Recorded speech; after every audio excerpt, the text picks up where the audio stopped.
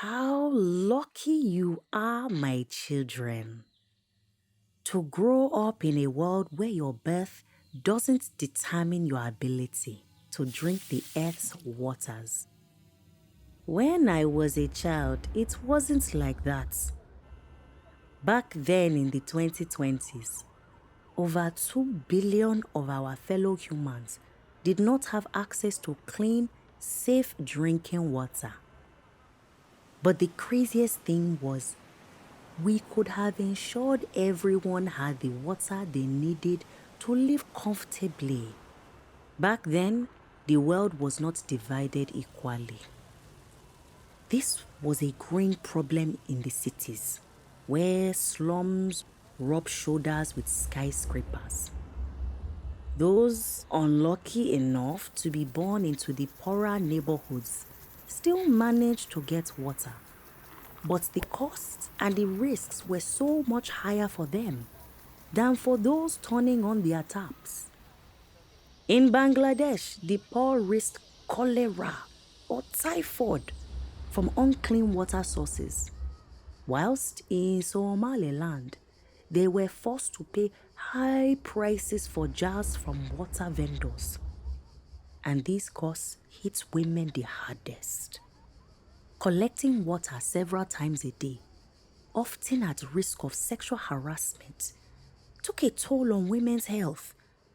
Back in those days, the fate of our planet hung by a thread.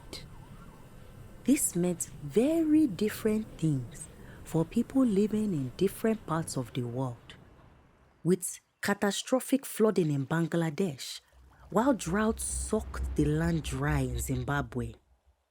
The impacts of these events was felt the hardest by the poorest.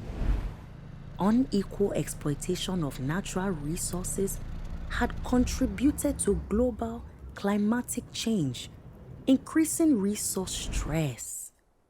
But the main causes of water scarcity were historical and political inequalities, such as in Sri Lanka, where plantations were set up under British rule in colonial times, and water access was later controlled by the estates. Or in Zimbabwe, where people were denied secure housing tenure, contributing to a lack of investment in water infrastructure.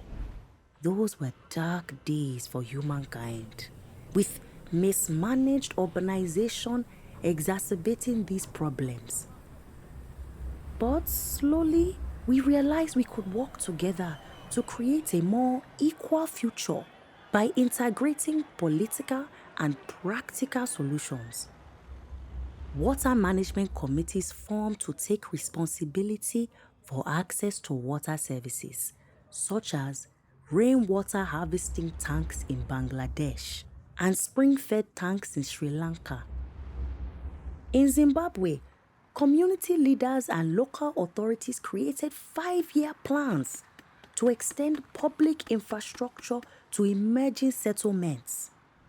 Security of housing reduced the fear of eviction and increased investment in water infrastructure, such as deep water solar pumps.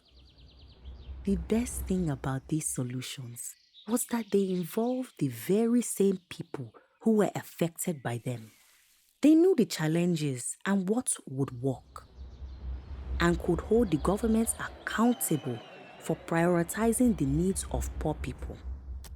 People all over the world helped too. They demanded that politicians at all levels commit to the fair distribution of resources, globally and locally. Eventually, leaders committed to sustained investment in building and maintaining water infrastructure systems that people could afford and access safely.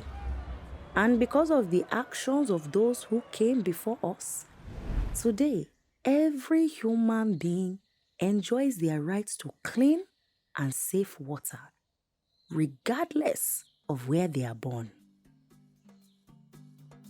The Inclusive Urban Infrastructure Research Project explores how urban infrastructure is provided in the Global South and how it can benefit the most marginalized. To find out more, visit inclusiveinfrastructure.org.